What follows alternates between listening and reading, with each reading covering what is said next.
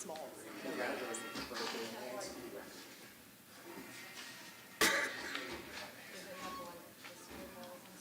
Each room is decorated differently. So yeah, we had all sorts of fun lights. How's it going? Good, how you doing? Just made it. Next one being the speakeasy room. Host said that was his favorite.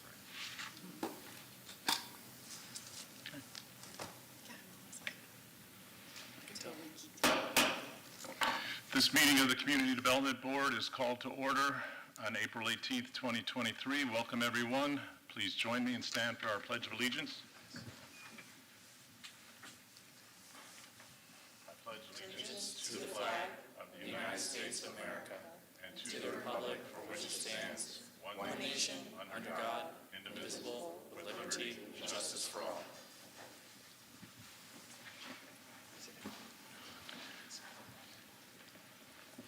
This board consists of 7 members and 1 alternate who are appointed by the City Council and serve voluntarily. I am John Quattrocchi, and I will ask the other members and the staff to introduce themselves, beginning on my left. Aubrey Hodricourt. Diane Anginelli. Jay Daniel, attorney for the board. Rosemary Call, City Clerk. Matthew Midge, Assistant City Attorney. Lauren Matzke, Planning and Development. Gina Clayton, Planning and Development. Samuel Hudkin. Andrew Hupp. Bruce Rector. Andy Park. I'd like to take this time to welcome our new member, Andrew Hupp, to the board. Thank you. Please remember to turn off your cell phones so that they do not become a distraction during the meeting. Please also refrain from having conversations in this room so that we might hear all the testimony given today. To ensure a complete record of this board's action, we ask that each individual wishing to speak, including the applicant, speak into the microphone at the podium in front of us. Clearly state your name and spell your last name for the clerk. Now I'll ask any of those in attendance today who plan to speak to please rise and be sworn in by the clerk.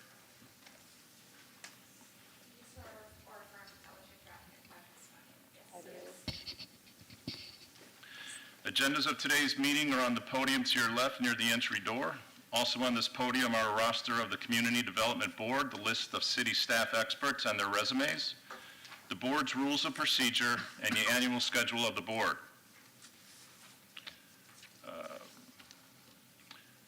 Our first order of business is to approve the minutes of last month's meeting. Do I have a motion? I motion to approve the minutes of the last meeting, board meeting. Second. All those in favor? Aye. Opposed?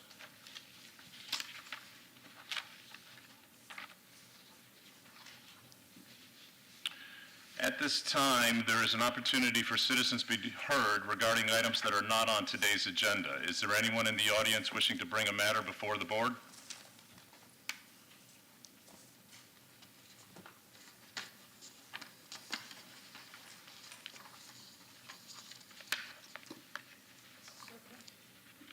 No, actually, you have to use to the left.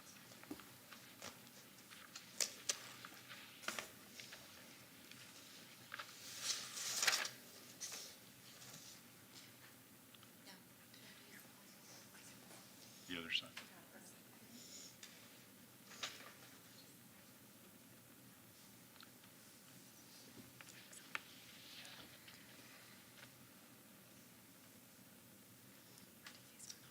Good afternoon. Greetings, CDB attorneys, Clearwater staff, to CDB members Quattrocchi and Park, it's been a while.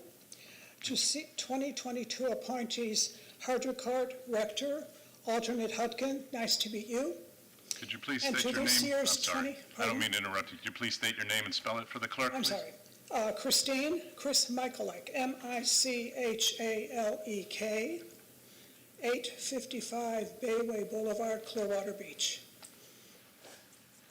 To this year's 2023 appointees, Chinelli and Hupp, Godspeed, you have inherited the triumphs, the sins of your father. I'm coming to you today with an item not on the agenda, the southeast corner of Gulf and Gulfview Boulevards, Clearwater Beach, formerly Fisherman's Wharf, level rocks, shells. It's submitted now as case FLG 2022 with the address of 805 Gulfview Boulevard. However, the pending site that's being addressed is now a realtor's site pending at $25 million, and it is listed there as 551 Gulf Boulevard. I, along with other Clearwater Point residents, have submitted our concerns in writing regarding this project. I want to focus on two very threatening safety issues that we have pointed out to staff.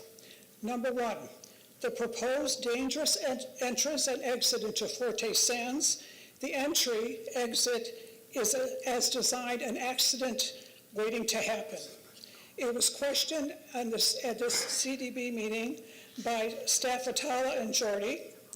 Also, Richard DeSantis, a neighbor, wrote with deep concern, suggesting that entry exit be looked at. And then at the same time, right after that, we were told by Mr. Atala that the developer had suggested more signs. We said to Mr. Atala, this would not work. The driveway is too close to a busy intersection, which is Gulf and Gulfview Boulevard at the bottom of the Sand Key Bridge, and that signs would not give any driver enough time to react, not to mention pedestrians and bicycle activity, which are rampant on that thing. We then suggested to the traffic and to engineering that they consider an alternate solution, which is to have an entrance going through the street that is directly east of Gulf Boulevard, which is called Bayshore. That particular street is being used right now as construction. All the parkers use the lot that this proposal is being looked at.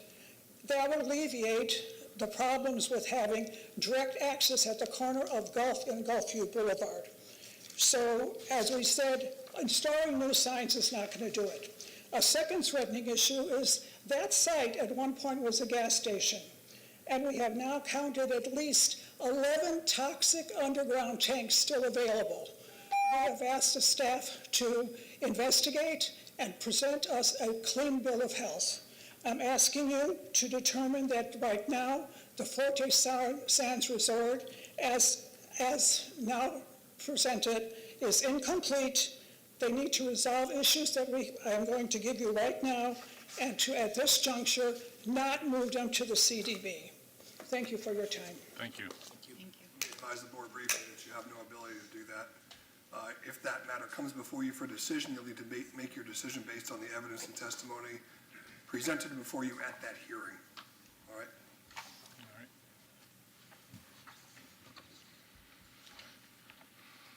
Thank you, Christine. Is there anyone else to be heard today? Mr. Johnson, please state your name and spell it for the clerk. My name is Bill Johnson, Jonson, 2694 Redford Court West. This is a real minor point, but when I was preparing for the meeting, I looked at the agenda and I did not find a link to the first two legislative items on the website. It may have just been omitted, but it's important that we can get to it without having to bother somebody on staff. Thank you. Thank you.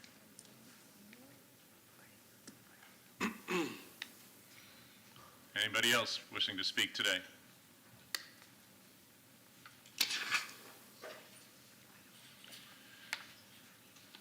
First item of business is that we have a request for, Please state your name and spell it for the clerk. Lucy Salonza. I just wanted to say I'm really thrilled by the stormwater pond in the Coachman Park. It's beautiful.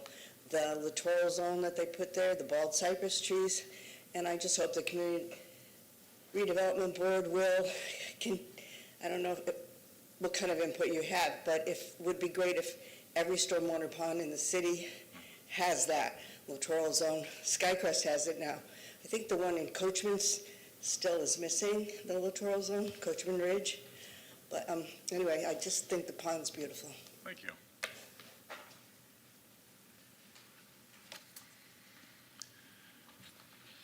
We'll now move on. We have two items that are requesting continuance. Before we do that, is there anybody, I heard there might be somebody who might want to speak about that. before we go to continuance? Is there anyone in the audience that wants to speak on either of those cases? To announce the items so it's clear which items you're soliciting comment for.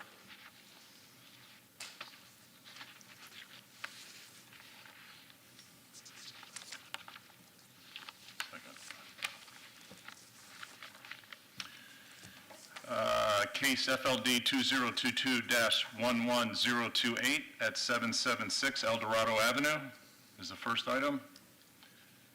And the second item will be case FLD 2023-01002 at 780 El Dorado Avenue. If there's no one to be heard, we will.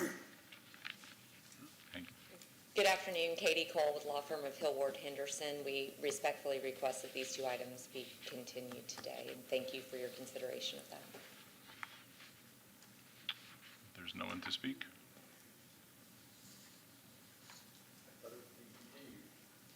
It is. You mentioned before the meeting that you might wish to speak on it because you couldn't be here to have a continued date if you want to do that now. That's one.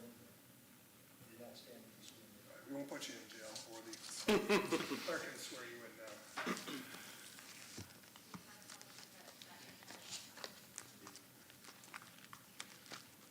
Please state your name and spell it. Yes, my name is Rudolph Rudy Michalek. The last name is spelled M-I-C-H-A-L-E-K. Good afternoon, Mr. Chairman, board members, staff who are here. I'm speaking with regards to the two cases that were just mentioned, and I object to both of them. First, I would point out that the Florida Coastal Construction Control Line is in place to protect beach environment, erosion, avoid destabilization of dunes, damage upland properties, and interference with public access. It's also there to protect sea turtles, dune plants, and a variety of other environmental aspects to this area. Additionally, Section 3109.2.2, I believe, states in the event of a conflict between coastal code and other chapters of applicable building codes, etc., the more restrictive standard shall apply, meaning the state always wins, as is typical. Secondly, CDC Section 3-905, which was mentioned in the agenda, B states no building or structure shall be located seaward of the coastal construction control line unless approved by the state of Florida. And C of that same area, interpretation says nothing contained in this section shall be construed to conflict with or supersede the authority of the state. So requesting flexibility does not apply to this, as there is no room for flexibility within the city code. Therefore, a variance to the state law would be required. Therefore, applicants should be seeking a waiver or variance from the state, as noted in subsection C as well.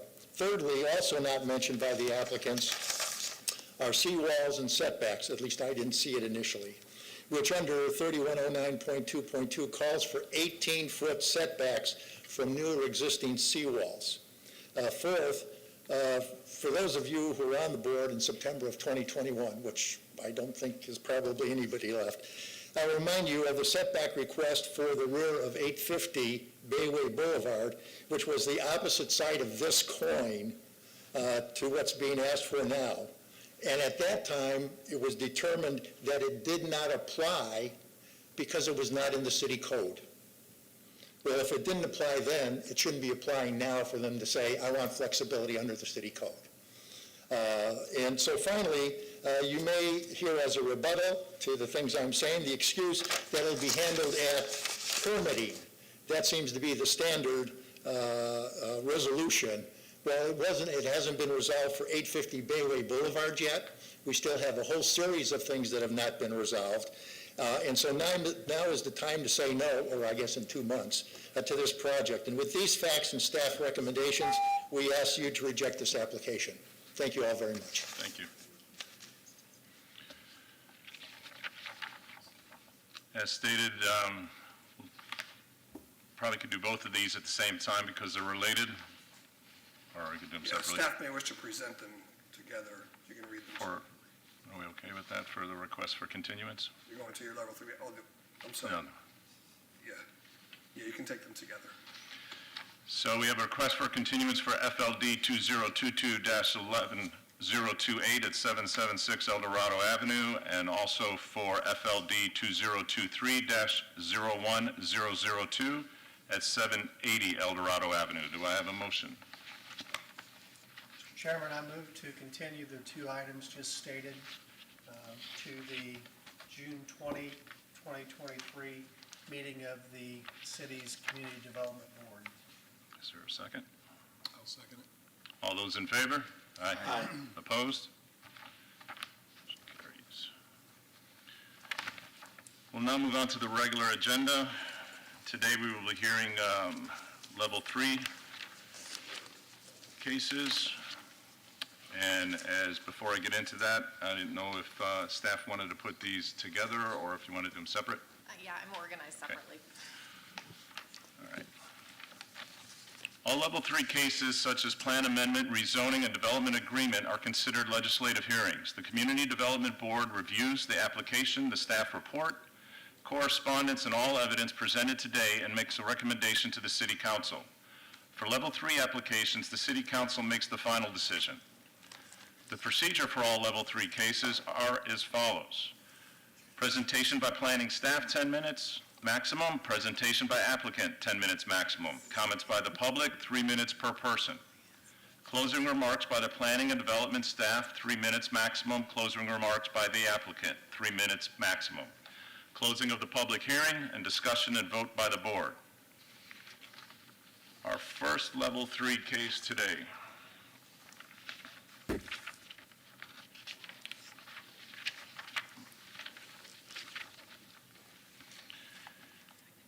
Amendments to the Clearwater Downtown Redevelopment Plan. Applicant is the City of Clearwater Planning and Development Department.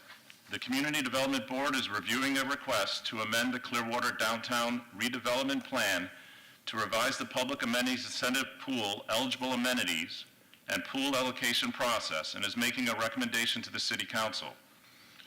Neighborhood Associations, Clearwater Neighborhoods Coalition, Board of County Commissioners, Pinellas County School Board, Water's Edge Condominium Association of Clearwater, Inc., Little Garden Trail Neighborhood Association, Old Clearwater Bay Neighborhood Association, Downtown Gateway, East Gateway Business and Neighbors Association, MEMA Neighborhood Association, Plaza Park Neighborhood Association, Baywood Heights, Country Club Edition Neighborhood, Country Club Edition Neighbors, Hillcrest Hibiscus Neighborhood Association, Skycrest Neighbors, Glen Oaks Park, Glenwood Neighbors.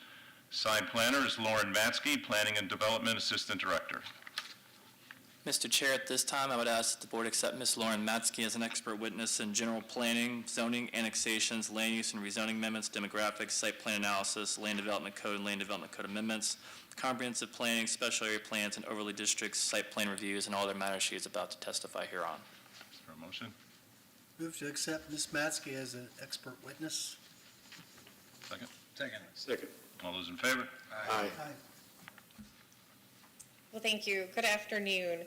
So I organized these a little bit separately because one is an amendment specifically to the downtown redevelopment plan and the other is to the community development code. And they have slightly different processes on the tail end. So this first ordinance is the amendments to the Clearwater Downtown Redevelopment Plan, specifically the public amenities incentive pool that's found in Chapter 4, Plan Implementation. The pool was established in 2004 to address various constraints affecting redevelopment, which have been identified at the time.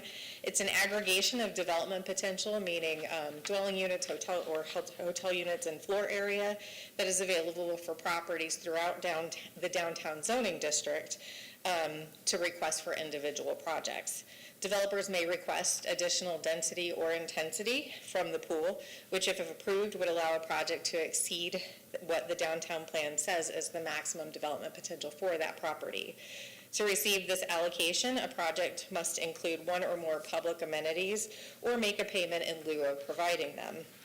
The pool was a means of supporting the private sector in their efforts to redevelopment downtown, which concurrently provides benefits to the public when utilized. Currently, Currently, only the Community Development Board is authorized to grant these allocations. This has been traditionally a more negotiated process with a requirement for a public hearing, also contributing to a certain level of potential uncertainty for projects. Just for reference, currently there are over 2,000 dwelling units left in the pool and over 2 million square feet of floor area available.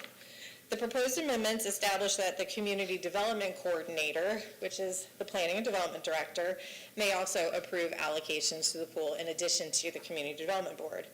The purpose is to allow for a streamlining of the process, and then the companion amendment to the Community Development Code implements this change. The second part of this amendment is what's shown here on the screen. It restructures and expands the list of eligible amenities that a project could incorporate to be eligible for additional development potential. So, for example, providing a residential use has always been one of the eligible options from the list, but the changes add emphasis to the need for residential rental specifically. Also noted is the need for a Class A office space, primarily or specifically in the downtown core and the Prospect Lake character districts. And then adding to this, sustainable development techniques are proposed, such as providing solar panels, EV charging stations, or achieving a green building certification. As this is an amendment to the Clearwater Downtown Redevelopment Plan, the Community Development Board is requested to make a recommendation to the City Council under its authority as the city's local planning agency.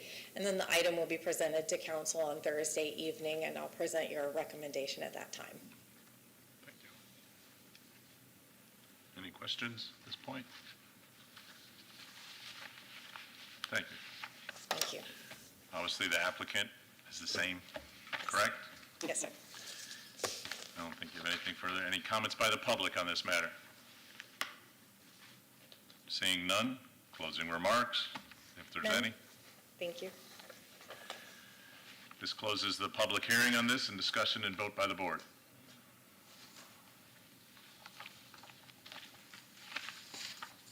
If anybody has nothing to, I'm sorry, so you said currently there was 2,000 hotel rooms available and 2 million square feet? Yes, there's a little over 2,000 dwelling units available and over 2 million square feet. Are you proposing to increase that? No, that was formed in, a larger amount was formed when the pool was established in 2004, and we track that, how much has been allocated. I'm not sure what the specifics are regarding that, but that's what remains to be allocated.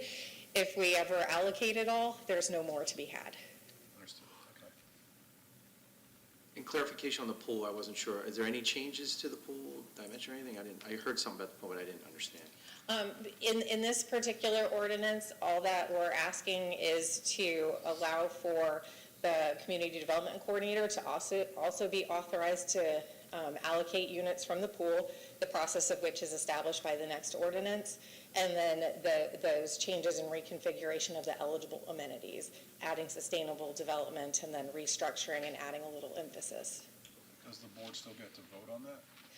So this will be slightly covered in the next one, but the proposal is ultimately to create a two-tiered approach where certain projects would be able to be authorized by the Community Development Coordinator. Anything not utilizing that structure, which is in the code amendment, would be able to come to the Community Development. Describing that in the next one? How Yes, sir. that's done, okay. is there a motion? I motion to approve the case, the downtown redevelopment plan. Yeah, there is no case There's number no on it. case number, okay. Yeah, no case number for that. Just item one. Item one. Second. All those in favor?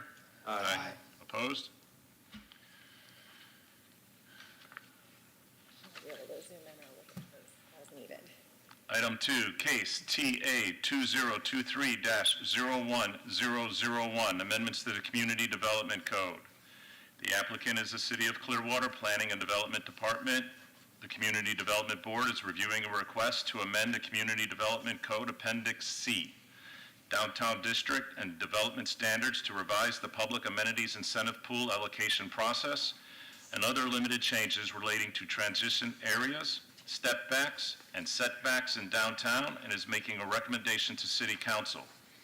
Neighborhood associations are the Clearwater Neighborhoods Coalition, Board of County Commissioners, Pinellas County School Board, Water's Edge Condominium Association of Clearwater, Inc., Little Garden Trail Neighborhood Association, Old Clearwater Bay Neighborhood Association, Downtown Gateway, East Gateway Business and Neighbors Association, MEMA Neighborhood Association, Plaza Park Neighborhood Association, Bayview Heights, Country Club Edition Neighborhood, Country Club Edition Neighbors, Hillcrest Hibiscus Neighborhood Association, Skycrest Neighbors, Glen Oaks Park, Glenwood Neighbors. Planner is Lauren Matsky, Planning and Development Assistant Director. Mr. Chair, at this time, I'd ask that the board accept Ms. Lauren Maskey as a expert witness in general planning, zoning, annexations, land use, rezoning amendments, demographics, site plan analysis, and land development code amendments, comprehensive planning, special area plans, overlay districts, site plan review, and all other matters she is about to testify here on. Is there a motion? Move to approve Ms. Matsky as an expert witness. Second. All those in favor? Aye. Opposed? Thank you. Well, thank you for that, Lauren Matsky, again, for planning and development. So this is the second of the two ordinances related to amending the downtown plan and the community development code. So this establishes how the changes proposed in the downtown redevelopment plan in the previous ordinance will be implemented by the community development coordinator. One of the main objectives is to provide a streamlined option for property owners or developers to receive allocations from the public amenities incentive pool, while at the same time incentivizing those projects to include certain amenities that help meet the capital improvement needs for downtown and generate activity by bringing more people to downtown. The staff report provides an explanation of how this concept has evolved into the proposed two-tier approach that I'm presenting to the board today. The Community Development Coordinator would be authorized to approve certain bonuses through the Development Review Committee process. This is identified as Tier 1 streamlined allocation process. And then projects that may want to include other types or scales of public amenity or amenities will continue to have the option of requesting an allocation from the Community Development Board, to your earlier question. The code identifies these as Tier 2 public hearing allocation process. So this would also streamline the process, but also provide more structure to the pool for staff to follow. Proposed table 1 is shown in some form on the screen for you, and I can move that around if needed. The first column shows the requirement or the public benefit that would be provided, so what type of amenity is required in order to achieve a specific bonus. Then the next column identifies which types of bonuses are available, so that could be dwelling units, hotel rooms or hotel units, or floor area. And then in the remainder of the columns, those are the different character districts in downtown, and that shows, which district a bonus would be available. So not every bonus is proposed to be available in every character district. The bonuses that address bringing people to downtown include incorporating rental residential units into the project. This applies to both market rate and affordable housing projects, and that the proposed bonus is 40% of residential density, an additional density bonus. Second is to provide just residential units of any ownership type. Other options, but would not include short-term rentals. That also applies to market rate and affordable housing projects, and for that, the proposed bonus is 20% density. Third is to incorporate or include Class A office space in the project, and for that, the proposed bonus would be 25% of floor area ratio in the downtown core, and then 20% floor area ratio bonus within Prospect Lake. Those are our two districts where employment is important and envisioned through the downtown plan. And the last one, specifically related to bringing people to downtown, is to construct a hotel use with public function spaces, and that is a proposed bonus of a 25% overnight accommodations units or hotel units per acre. As I noted in the previous one, there are certain bonuses proposed to encourage sustainability, meeting the city's sustainability needs as outlined in Greenprint 2.0. And one of those is achieve LEED Gold certification or an equivalent. And for that, there's a proposed bonus of 35% residential density or 20% hotel density or 20% FAR. And that would be available in all character districts. And then the second one for sustainability is to include both EV-ready and level 2 charging parking spaces within a parking structure, or actually a parking lot within their provided parking, rather. And that proposed bonus is 15% for residential density, 10% for hotel density, and 10% FAR bonus. There's also a big need, in one of the main goals of the Public Amenities Incentive Pool is to help meet the city's capital improvement needs. So there's 2 different bonuses proposed for those, one of which is to provide the public parking, and we're now kind of moving down the page a little. I can slide this up, I think, at this point, the last view. So providing public parking within a parking structure or pay into the parking fund. And for that, the proposed bonus is 35% residential density or 20% hotel or 20% FAR, and that would also be available in all of the character districts because the downtown plan views parking as an infrastructure need. And the next one would be to build the streetscape to meet the city's standards in the master streetscaping plan for downtown.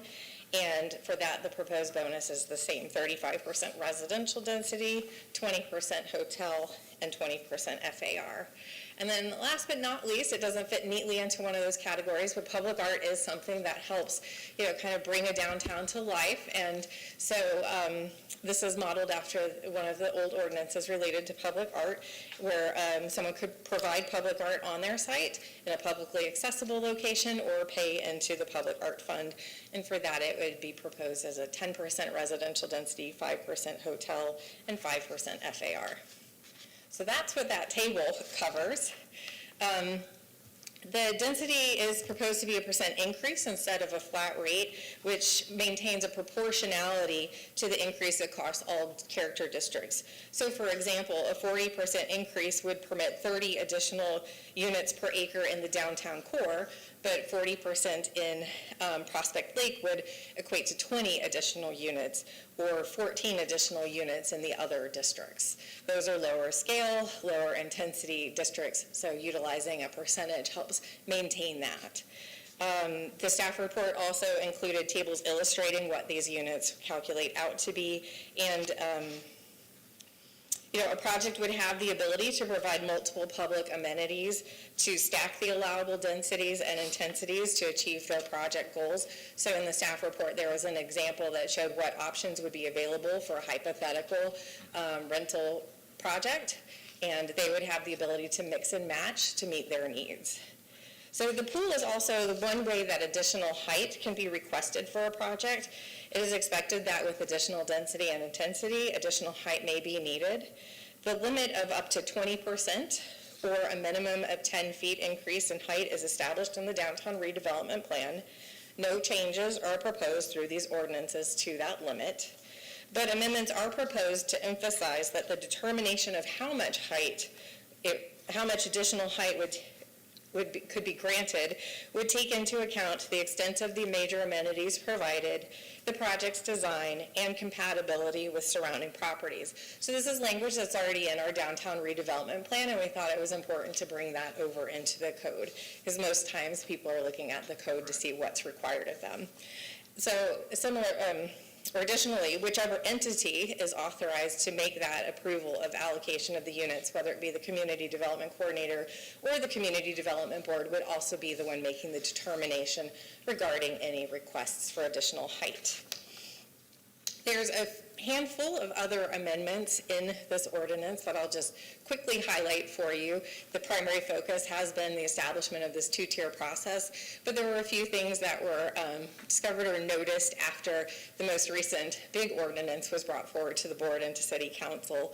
So the first is that residential properties within the downtown gateway that have a certain street type designated would be allowed 3 dwelling units on a collector street. You may remember this one from the past ordinance. It actually was referenced in 2 places, and it was missed in this one. So this would bring consistency where both pieces have that same language. Another just renames one of the sections and adds some of that clarifying language that you'll remember was a major theme of the last amendment as well. A footnote to Figure 8 is added to provide notice that properties identified on that map, and that's the height transitions map, So any properties that are identified on that map as requiring height transitions would not be eligible for the additional height bonus. Table 4, which is a summary table of the different street types, there's a change, a correction really to that to show that parking would be permitted to the rear and sides of parcels. The main code has all of that in there. It's just the summary table incorrectly referenced that. And then the last one is some changes to the Workshop Flex and Urban Residential 2 frontage standards. Those are changed to include language allowing greater setbacks to enable wider sidewalks consistent with the downtown plan's master streetscape plan. There's a number of streets addressed in that plan that would require greater setbacks in order to implement the true sidewalk width, and this was, again, something that needed to be put. It's located elsewhere in the code, it just wasn't in these 2 frontages. So it's a lot of information, and I'm happy to answer any questions, but the ordinance and the board's recommendation today will be presented to City Council at their meeting on Thursday night. Any questions this time? The beach is covered by this, right? No, this is the downtown only. Yeah. Mhm. Where are the street types in here? Let me pull my ordinance to try to follow it.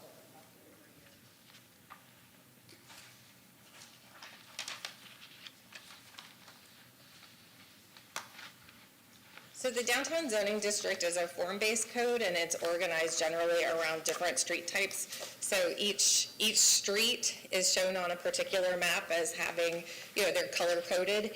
And so if you look at page 7 of the ordinance,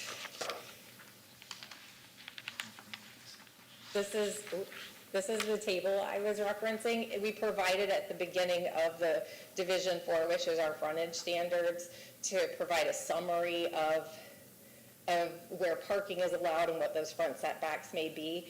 And the one that I'm referencing is here under Urban Residential 2. Parking is allowed to the side or the rear, and it accidentally said that it was not allowed to the side. So that was a correction in the summary table. I guess the question I had was the 3-foot maximum setback for a storefront, Main Street. So on like Court Street. Well, I mean, I don't have my full downtown zoning district. I'd be happy to answer any questions separately from this, but Court Street, off the top of my head, is a D street, which is the blue one, the 4th one over, and so it has greater setbacks allowed. Okay, wonderful. That's what that was. Sure. I'll just say good job at doing all of this, and especially at focusing on some of the sidewalk issues, which is always needed. Thank you.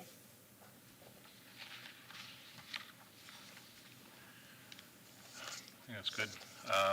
We have any comments by the public on this matter? Then we'll just go to closing remarks. I don't believe we have I anything have further. nothing additional. Thank you. At this time, we'll close the public hearing, and if there's any more discussion or vote by the board. Mr. Chairman, I'd move to to recommend approval of case TA 2023-01001, amendments to the Community Development Code, based on the findings of fact, conclusions of law, and the staff report. Do I have a second? Second. All those in favor? Aye. Aye. Opposed? Thank you. We'll now go on to if we have any director's items at this point. I don't think so. I wanted to announce our special meeting to talk about the comprehensive plan update, but the exact date escaped me. So just remember, you all agreed to have a special meeting where we're going to concentrate on the land use, the mobility and quality places elements, and then it's the week before your regularly scheduled meeting, I believe. I believe it's the 10th, because it was a Wednesday before, so I believe Can we just get an email sent out or something from Oh, Isabel or whatever? absolutely. Yeah, just to remind Along us. with all the materials. All And right. then the following meeting at the regular time, we'll discuss the remaining chapters. Sounds good. 10th of May, right? Okay, once again, I'd just like to thank and welcome our new members to the board. And if you have any questions on procedures or policies or anything like that, I'm going to strongly suggest you contact Mr. Daniel, because he's a wealth of information and guidance on these matters. And other than that, I thank you. This meeting is adjourned at 1:40 p.m.